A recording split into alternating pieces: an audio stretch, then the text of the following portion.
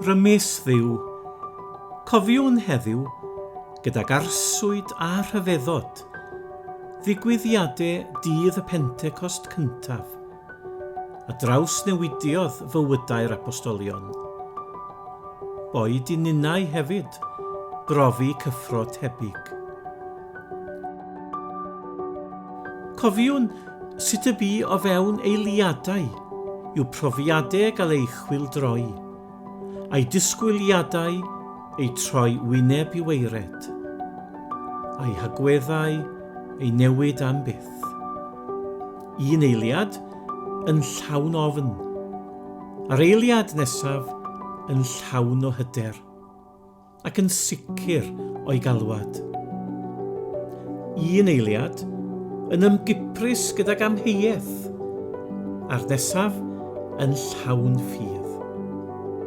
Un eiliad yn cuddio tu nôl i ddrysau caeedig, a'r nesaf yn pregethu'n hyderus o flaen y tyrfaoedd.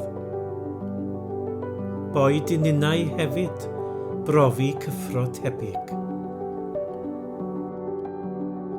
Rymes Dduw, daethost drwy dy ysbryd, ac nid oedd bywyd yr un fath eto.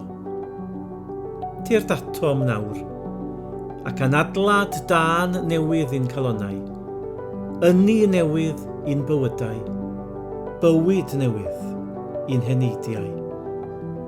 Traws newid ein hofnau, ein pryderon a'n amheuon, a llenwan ni gyd gyda hyder a ffydd.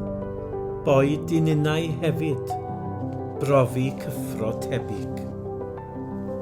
Agor ein meddyliau i weld gorwelion newydd, profiadau newydd a ffyrdd newydd o edrych ar fywyd, fel y gallom fyw drwy'r ysbryd, a dwy'n ffrwyth gwerthfawr i ddogoniant.